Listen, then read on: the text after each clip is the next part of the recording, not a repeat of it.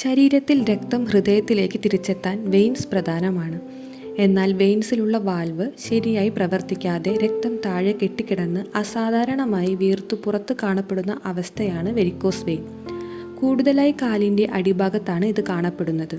കാരണം നിൽക്കുന്ന സമയത്ത് കൂടുതൽ സമ്മർദ്ദം കാലുകളിലാണ് വരുന്നത്.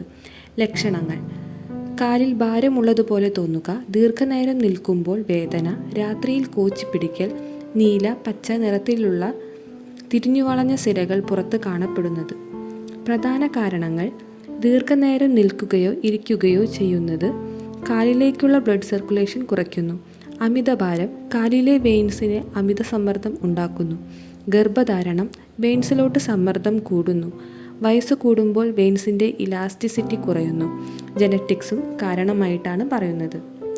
ഇത് കൂടുതലായി സ്ത്രീകളിലാണ് കണ്ടുവരുന്നത്. പ്രതിരോധവും ജീവിതശൈലി മാറ്റങ്ങളും നോക്കാം. ദിവസവും വ്യായാമം ചെയ്യുക. നടക്കുക, സൈക്ലിംഗ്, സ്വിമ്മിംഗ് പോലുള്ള പ്രവർത്തനങ്ങൾ കാലിലെ സർക്കുലേഷൻ മെച്ചപ്പെടുത്തും. ഒരേ നിലയിൽ അധികനേരം നിൽക്കാതിരിക്കുക, ഇരിക്കാതിരിക്കുക. കാലുകൾ ഉയർത്തി വിശ്രമിക്കുക. രക്തം തിരിച്ചു പോകാൻ സഹായിക്കും. അമിതഭാരം കുറയ്ക്കുക. വെയിൻസിലുള്ള സമ്മർദ്ദം കുറയും.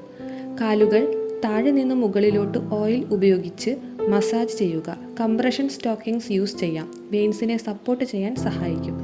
ഇത്തരം കരുതലുകൾ പാലിച്ചാൽ വെരിക്കോസ് വെയിൻ കുറയ്ക്കാനും നിയന്ത്രിക്കാനും സാധിക്കുന്നതാണ്. ഡോക്ടറെ കാണേണ്ടത് എപ്പോഴാണെന്ന് നോക്കാം. കാലിൽ വേദന വളരെ കൂടുതൽ ആണെങ്കിലോ കാലിൽ പുണ്ണോ വീക്കമോ നിറമാറ്റമോ ഉണ്ടെങ്കിൽ ഉടനെ തന്നെ ഡോക്ടറെ കാണണം. ജീവിതശൈലിയിലെ ചില മാറ്റങ്ങൾ കൊണ്ട് തന്നെ നിയന്ത്രിക്കാവുന്ന അവസ്ഥയാണ് ഇത്. കാലുകൾക്ക് പ്രാധാന്യം കൊടുക്കുക. ആരോഗ്യകരമായ ജീവിതം നയിക്കുക.